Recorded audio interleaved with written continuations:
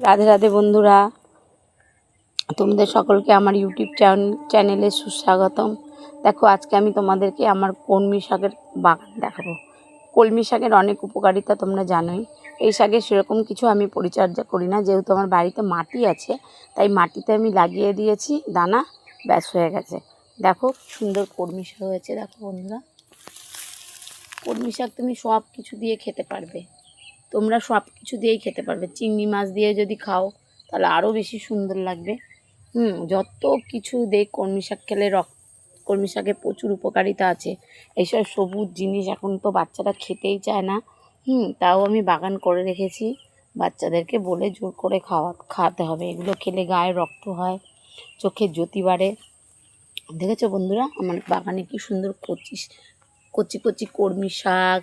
আর একটা দেখো, আর একটা শাক দেখাচ্ছি, দেখো এটা হচ্ছে বর্মা শাক। বর্মা, এটাকে অনেকে ছিচির শাকও বলে।